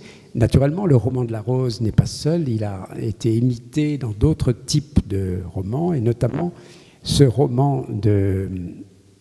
Non, pardon, là c'est encore le roman de la Rose, excusez-moi, encore le roman de la Rose, mais un autre manuscrit. Et ici, on voit tout le début du roman. Donc, l'auteur, on va dire Guillaume de Lorris, au début, qui est couché dans sa chambre, voilà. Donc, il est couché dans sa chambre, et il a ici déjà le jardin d'amour, c'est pas dans lequel il va se rendre. Il se lève, il s'habille, il met ses chausses, vous voyez, rouges et blanches, et il entre dans le jardin. Et dans le jardin, il voit là cette rivière, le mur clos, et il a des allégories, c'est la première vision, mais tout cela à travers le rêve. Hein. On est dans un rêve, et dans le rêve, il y a des visions autres, notamment de ce mur, avec les différentes vertus qui sont ainsi représentées. Puis ensuite, il va découvrir d'autres événements, notamment une danse, la danse du dieu amour, à laquelle il va participer, etc., etc. Hein, jusqu'à la fin du roman, où il va s'éveiller. Et alors, ce roman a été imité par d'autres auteurs, et notamment nous avons au XIIIe siècle également, ou même au début du XIVe siècle, cet auteur cistercien, Guillaume de Digulville, qui a écrit un pèlerinage de vie humaine sur le modèle du roman de la Rose, mais avec un contenu très différent, qui est un contenu spirituel, qui est la quête de la Jérusalem céleste, et il s'est représenté un peu de la même façon, dans son lit, rêvant, et voyant dans un miroir, vous voyez, un miroir dans le rêve. Donc on est dans deux types de visions dédoublées, n'est-ce pas ? La vision du rêve, et à l'intérieur de la vision du rêve, la vision d'un miroir qui renvoie en reflet la Jérusalem céleste, qui est le but du pèlerinage spirituel qui dure pendant des milliers et des milliers de vers, jusqu'à la fin où il atteindra Jérusalem. Voilà. Donc c'est le même modèle et les mêmes types d'images qu'on retrouve dans les différents manuscrits de ce roman très célèbre aussi. Ici, par exemple, voyons. Attendez, j'arrive pas à le descendre. Voilà, un autre manuscrit de la même histoire où on voit Guillaume de Digulville, le miroir contenant l'image de la Jérusalem céleste, puis Guillaume de Digulville monté en chair, à la cathédrale, pour raconter oralement son histoire, son voyage dans l'au-delà, à tout cet auditoire de nobles hommes et femmes. Alors, je vais en finir maintenant, et on aura ainsi le temps de discuter un peu. J'ai dit que la tradition des images de rêve était relativement stable pendant tout le Moyen-Âge, notamment par l'association de l'image du rêveur et de l'image de l'objet de son rêve. Association, contact, comme on l'a vu avec Jacob, avec Joseph ou d'autres personnages. Eh bien, je pense que cette tradition prend fin pour la première fois avec un très grand peintre qui est Albrecht Dürer. Albrecht Dürer est, je l'ai dit hier, un maître de l'autoportrait. Et il est aussi le peintre qui, pour la première fois, a peint son propre rêve. Parce que toutes les images qu'on a vues jusqu'à présent, ce sont des récits littéraires, des chroniques, des légendes religieuses, etc., qui racontent des rêves et qui ont été peints notamment dans des manuscrits, parfois dans des tableaux. C'est toujours les rêves des autres. Pour la première fois, on a un auteur qui non seulement a raconté son rêve, depuis plusieurs siècles déjà, depuis le XIe siècle surtout, nous avons des récits autobiographiques de rêves, des moines surtout, qui racontent leurs rêves, qui les écrivent, leurs rêves personnels. Mais personne n'a dessiné ou peint son propre rêve avant Dürer. Et il est le premier à le faire. En 1525, il fait un cauchemar. Comment on dit un cauchemar au portugais ? Voilà, donc c'est vraiment le mauvais rêve, le rêve terrifiant qui vous réveille. Il a eu tellement peur qu'il s'est réveillé. Et dès qu'il s'est réveillé, il a écrit son rêve, et vous voyez sur cette feuille le récit du rêve, qui est daté et signé, ici Albrecht Dürer, c'est daté de juillet 1525, et il l'a peint. Et ce qu'il a peint, ce n'est pas Albrecht Dürer dans son lit en train de rêver, c'est l'objet du rêve. C'est-à-dire que c'est aussi la première fois que l'on peint un rêve, mais pas à la manière médiévale avec l'association rêveur-objet du rêve, mais uniquement l'objet du rêve. Et ce qu'il a rêvé, ce dont il a rêvé, c'est un déluge, c'est-à-dire d'énormes cataractes, d'énormes chutes d'eau qui se rapprochaient de lui, un ouragan qui se rapprochait de lui et qui lui a donné l'impression qu'il allait être emporté, se noyer. Et donc il est pris de panique, n'est-ce pas, et il se réveille terrifié à l'idée que cette eau allait le submerger. Alors, si vous voulez, on regardera je ne sais pas s'il a été traduit en portugais, le texte. On regardera tout à l'heure, si vous voulez, s'il y a le texte. Sinon, je vous le montrerai.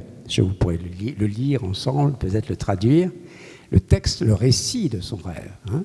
Donc, c'est la première fois. Vous voyez, donc, 1525. C'est pour moi vraiment, dans l'histoire du rêve, quelque chose de très important.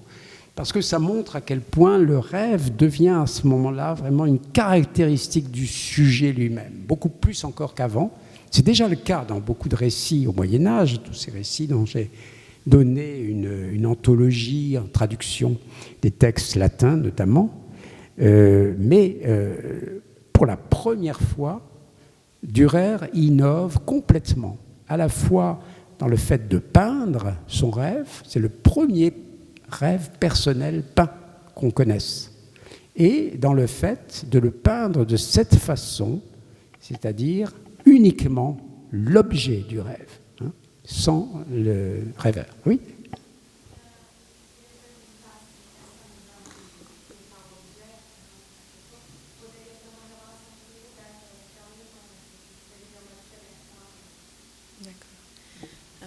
Poser la question si le changement par rapport au objet du rêve, ça a un rapport aussi avec un changement de lieu.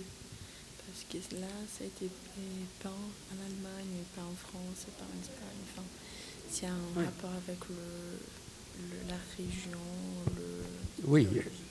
Oui, bien sûr. Naturellement, vous avez raison. C'est-à-dire que Albrecht Dürer peint à Nuremberg. Et Nuremberg, c'est une très grande ville marchande, très riche, qui est en relation avec l'Italie.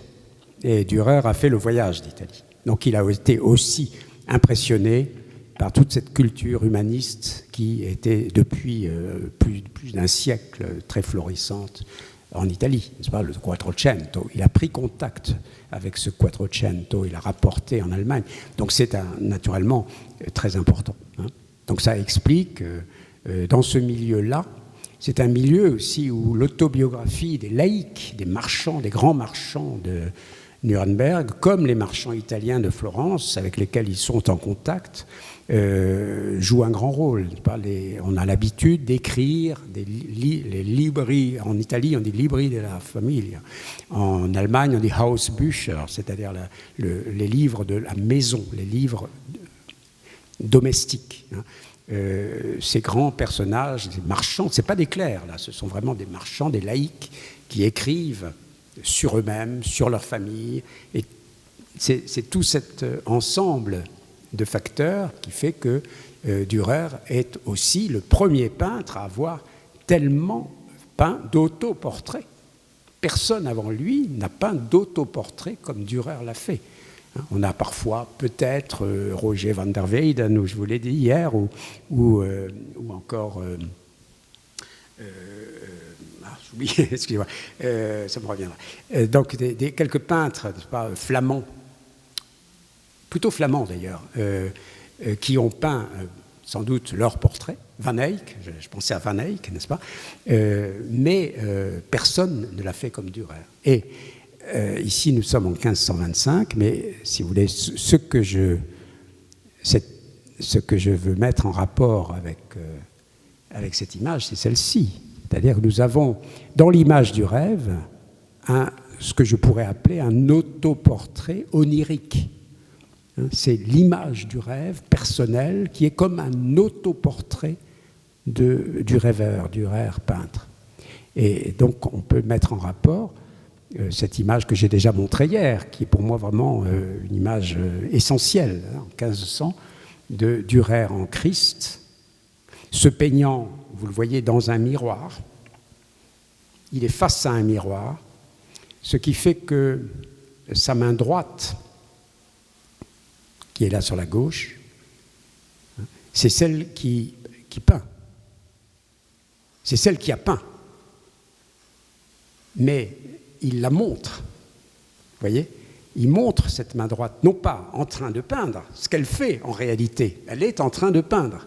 Mais il la montre inactive, mais rehaussée, passant ses doigts dans la fourrure, comme la main, par excellence, la main idéale du peintre, la main qui a produit la peinture. Voyez, tandis que la main gauche est cachée. Et il est là deux faces, comme la Véronica, je montrais hier. Voilà, donc je crois qu'il y a un rapport entre l'image du rêve et l'image de l'autoportrait de Dürer. Un rapport très étroit. Alors Dürer, par ailleurs, a peint d'autres rêveurs, mais de façon plus classique. Et peint ou gravé. Ici, il s'agit d'une gravure, naturellement. Le songe du docteur, c'est un rêve, sans doute également autobiographique, qui est la tentation du philosophe par une personne fort dénudée ici, qui vient tenter, troubler le philosophe dans son sommeil et dans ses rêves. Mais là, c'est beaucoup plus classique, si vous voulez. C'est très Renaissance, bien sûr, c'est toute l'inspiration humaniste et antique, mais Dürer a donc été vraiment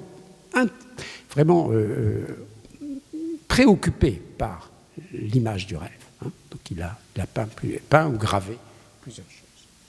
Alors je vais peut-être, comme ça on en aura fini, essayer de retrouver le récit. Attendez, je vais voir si c'est ça. Voilà. Est-ce que vous l'avez, ce récit? Est-ce que vous pouvez le traduire? C'est le récit du rêve. Voilà, c'est ça. Ah ben, il est traduit. Très bien. Donc, je vous le lis. Vous le lisez en portugais là. En l'an 1525, après la Pentecôte, et la Pentecôte, c'est le moment de l'inspiration du Saint-Esprit. Donc, c'est pas pour rien qu'il dit après la Pentecôte. Entre mercredi et le jeudi de Pentecôte, dans la nuit, j'eus cette vision. Alors, vous voyez, on dit vision, mais dans la nuit, ce qui veut dire un rêve. C'est une vision spirituelle nocturne, donc c'est un rêve. Alors, ici, il faudrait parler d'ailleurs, puisque c'est un texte en allemand, n'est-ce pas? Et il dit Gesicht. Vous voyez, la troisième ligne ici, c'est... alors, pardon, je me tourne. Pour ceux qui savent un peu l'allemand, in der Nacht, im Schlaf habe ich dies Gesicht gesehen. C'est-à-dire, j'ai vu cette vision. Et Gesicht, c'est aussi le visage. Vous voyez, on est dans ce vocabulaire du volto, comme on dit en italien. D'une grande masse d'eau tombant du ciel. Elle atteignit la terre à environ 4000 de mois. Des milles, donc c'est sans doute quelque chose comme 1300 mètres, quelque chose comme ça. Avec une férocité démesurée, donc une violence extrême, un immense fracas, donc c'était sonore aussi le rêve, il ne faut pas oublier ça, et un flot qui dévastait tout le pays, donc un vrai déluge. En cela, je fus saisi d'un effroi douloureux, si douloureux que je m'éveillai, donc c'est un cauchemar, il s'éveille, tandis que les eaux tombaient. Et les eaux qui tombaient étaient énormes. Certaines tombaient plus loin, d'autres plus près, et elles montaient si haut qu'elles retombaient lentement d'après ce que je voyais. Et quand la première eau atteignit la terre et passa tout près, elle tomba avec une telle vitesse, un tel vent, un tel bruit, que je fus terrifié et m'éveillai, tandis que tout mon corps tremblait et que je restais longtemps sans pouvoir revenir à moi. Vous voyez, c'est une terreur absolument énorme. Mais lorsque le matin je me levai, je peignis ci-dessus ce que j'avais vu. Que Dieu fasse que tout tourne pour le mieux. Albrecht Dürer. Un texte absolument prodigieux. Prodigieux, c'est la première fois qu'on trouve un texte de ce genre où on se réveille pour peindre. Et non pas seulement pour écrire, mais il l'écrit aussi. Et c'est naturellement une vraie révolution dans la perception de soi-même face à Dieu. Le sujet chrétien, il est défini par son rapport à la divinité. C'est là une grande différence avec la subjectivité moderne, qui est naturellement coupée de la divinité. Et c'est par rapport à Dieu, naturellement, par rapport à ce signe de Dieu, qu'il se pense, lui, écrasé par la peur, mais ayant la volonté d'expliquer et de peindre. Et alors que tout tourne pour le mieux, qu'est-ce qu'il craint en effet? C'est la fin du monde. Nous sommes vraiment dans une période de terreur, enfin pas généralisée, mais où il y a des signes qui sont interprétés dans un sens apocalyptique. À cette époque, il y a par exemple une comète qui est tombée sur la Terre, pas loin, en Alsace exactement, qui a été beaucoup interprétée, beaucoup commentée à l'époque, comme étant un des signes, peut-être, on ne sait jamais, c'est jamais sûr, mais peut-être un signe avant-coureur de la fin du monde. Voilà. Et donc, Dürer, dans cette terreur du cauchemar, etc., participe à cet ensemble de choses. Voilà, je m'arrête là, parce que bon, il y aurait bien sûr beaucoup d'autres choses à dire, mais on pourra en parler dans la discussion aussi. Non, mais moi j'aimerais bien des questions. Alguém tem alguma questão? Quer fazer algum comentário antes da pausa do almoço?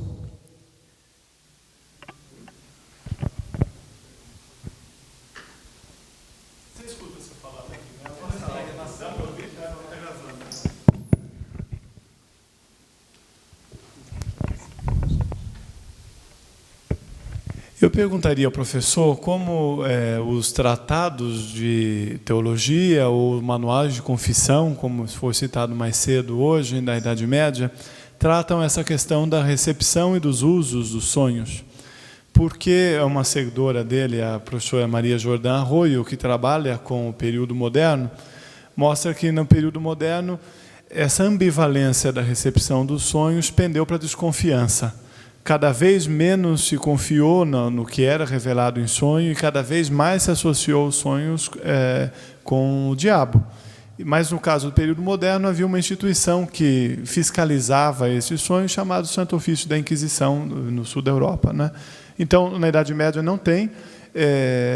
Eu gostaria que o professor trabalhasse, dissesse um pouquinho mais como os manuais vão mudando ao longo do tempo e como eles trabalham essa recepção. Quer dizer, eu imagino que seja tão ambivalente quanto, mas como é que, enfim, os grandes teólogos da Igreja tratavam a questão dos sonhos, e se há diferenças, eu imagino que sim, entre a Alta e a Baixa Idade Média, como isso muda. Obrigado.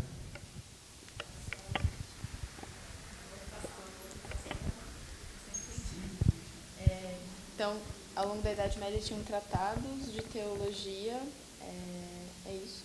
E tinha um outro documento, manuais de confissão. E aí, quais eram os usos e as interpretações dadas aos sonhos nesses manuais? Isso, as normas, como esses manuais prescreviam a recepção do sonho. Tá, vou cortar a pergunta, tá? Alors, il a commencé en demandant dans le document les traites de théologie et le manuel aussi, le manuel religieux, quels sont les normes de l'usage des interprétations qui pourraient être données aux songes dans la période de l'âge moyenne. Et après, la modernité voit avec plus de déconfiance le songe et en fait comment le document à l'âge moderne traite un peu l'ambivalence des rêves et comment c'est abordé aussi dans ces deux périodes différentes. Oui, vous posez là une question importante sur l'évolution dans la longue durée, entre l'évolution à l'égard des jugements sur le songe. Alors j'en ai parlé un petit peu tout à l'heure en disant qu'en français, mais ça ne vaut que pour le français, le mot songe, à un moment, n'est plus tellement utilisé, et il est remplacé par ce mot de rêve. Donc j'ai beaucoup utilisé rêve, parce qu'aujourd'hui, on parle en français rêve. On ne dit pas songe. Hein. Bon, on peut le dire, mais c'est un songe, encore une fois, c'est plutôt littéraire. Et je dis que c'était au XVIIe siècle, notamment chez Descartes, mais pas seulement, qu'on observait ce changement, donc en français, mais qui quand même signifie quelque chose de façon générale, c'est-à-dire une sorte de rationalisation de la subjectivité et des opérations mentales, qui sont une rationalisation, mais aussi, on pourrait dire, une sécularisation, une laïcisation de l'attitude à l'égard de ces phénomènes. Parce que, naturellement, précédemment, au Moyen-Âge et jusqu'au XVIe, XVIIe siècle, le songe, c'est une question religieuse. C'est une question qui met en rapport avec l'inconnu, avec l'invisible, avec le futur. Tout cela, c'est le domaine de Dieu, hein, ou du diable. Voilà. Et donc, toute la question, et vous parlez d'ambivalence, toute la question à cette époque, c'est effectivement de savoir si un songe est positif ou négatif. Ou entre les deux, on ne sait pas très bien, hein, comme j'ai dit, mais surtout positif ou négatif. Est-il inspiré par les puissances célestes ou est-il inspiré par le diable? Dans tous les cas, il est orienté vers le futur. C'est ça, même si, par exemple, c'est un mort qui vient dans le songe, ça arrive très souvent, le mort vient pour dire aussi le futur. Donc c'est la préoccupation majeure, c'est ce futur qu'on ne connaît pas et que Dieu seul connaît. Voilà. Mais le problème, c'est de savoir si c'est vrai ou si c'est faux. Hein, un somnium falsum ou verum, hein, vrai ou faux.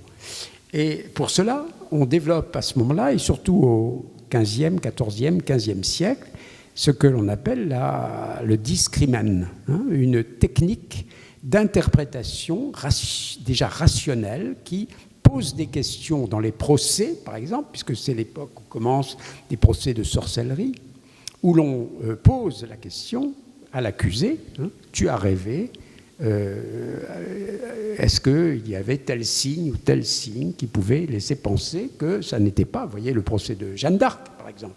Ce n'est pas vraiment des songes, mais elle a eu des visions. Donc on lui pose des questions pour savoir si les voix et les visions sont celles vraiment du ciel, de Sainte Catherine, de Sainte Marguerite, ou bien, j'en parlerai un petit peu demain d'ailleurs, ou bien si c'est le diable. Voilà, ça c'est la grande question chez les théologiens, c'est ça, le discrimen veri et falsi, ou veri vel falsi, hein, discrimen. Alors au XVIIe siècle, évidemment, pas d'un coup, bien sûr, et ce n'est pas seulement Descartes, c'est une évolution plus générale. Il y a cette espèce de laïcisation et de sécularisation du domaine du rêve. Finalement, on oublie un petit peu, on oublie que les rêves peuvent venir de Dieu ou du diable, hein, et on ramène vers l'esprit et vers le corps aussi du sujet indépendant, autonome, de plus en plus autonome, tout le domaine onirique. Et c'est bien sûr ce qui conduit au développement d'une science que nous connaissons bien, qui est la psychologie, et qui évidemment n'est plus de la théologie, la psychologie ou la psychanalyse, bien sûr. Alors là, je n'ai pas du tout encore prononcé le nom de Freud, mais naturellement, Freud s'inscrit dans cette histoire. Hein, et il s'y inscrit d'ailleurs complètement, puisque Freud, dans l'interprétation des songes, son grand texte de 1909, je crois, hein, l'interprétation des songes commence par traiter historiquement de l'onirocritique dont j'ai parlé. Hein. L'interprétation des songes, un gros livre, hein, commence par un aperçu historique sur l'histoire de l'interprétation des songes. C'est très intéressant. Mais naturellement, ensuite, le sujet dont il parle, le sujet qu'il pose, qu'il fait asseoir ou fait coucher sur un divan pour l'interroger, pour dialoguer avec lui, c'est un sujet autonome. Enfin, c'est un sujet aliéné aussi, mais pas du tout aliéné au sens du sujet chrétien dont j'ai parlé. Il n'est pas aliéné au profit d'une puissance céleste supérieure, il est aliéné par rapport à lui-même. Hein. Voilà, donc vous voyez, en effet, vous avez raison, une très longue histoire dans laquelle l'ambivalence du songe est toujours présente, parce qu'elle est présente au Moyen-Âge, mais elle est présente aujourd'hui, naturellement. Qu'est-ce que c'est qu'un songe? Comment interpréter un songe? C'est très ambivalent, c'est un des traits majeurs, je dirais, de la psychanalyse, de reconnaître l'ambivalence des songes. Mais le sujet a changé. Ça, c'est l'idée à laquelle je tiens beaucoup. Le sujet chrétien est un sujet aliéné au profit des puissances surnaturelles, positives ou négatives. Le sujet moderne est un sujet autonome, qui peut être aliéné de lui-même, si vous voulez, dans sa propre contradiction intime. Voilà. Je crois qu'il a demandé aussi sur le document, par exemple le document historique, les traités de théologie, les manuels religieux, comment... Alors, oui, j'ai répondu un petit peu, c'est-à-dire excusez-moi si je n'ai pas assez répondu là-dessus, mais cette littérature, en effet, du discrimen veri et falsi, ce sont des traités, c'est ce que vous demandez. Ce sont des traités utilisés par les théologiens, par peut-être les inquisiteurs, dans certains cas, n'est-ce pas, par des gens qui ont une responsabilité dans le contact avec les fidèles, avec les chrétiens, et qui ont la responsabilité, naturellement, de débusquer le mal, de débusquer l'hérésie, de dénoncer la sorcellerie aussi, c'est-à-dire l'influence du diable. Et ça, c'est le grand problème, bien sûr. Et on le voit très bien à partir du moment où cette question du mal, du satanisme, de la sorcellerie devient importante, en gros à partir du début du XIVe siècle, puis de plus en plus, et à la fin du XVe siècle, avec les premiers traités d'inquisition contre la sorcellerie, pas seulement contre l'hérésie, c'est le Malleus Maleficarum, par exemple, dans la vallée du Rhin. Et ça dure jusqu'au XVIIe siècle. Et c'est la fin, vous savez que la lutte contre les sorcières, la sorcellerie, c'est vraiment 16e, 17e siècle essentiellement. Ce n'est pas le Moyen-Âge, c'est vraiment 16e, 17e siècle. Et la fin des traités, de la persécution de la sorcellerie au XVIIe siècle marque, avec ce que je disais du songe et de Descartes, marque évidemment une vraie transformation essentielle de psychologisation et de médicalisation du mal. Voilà.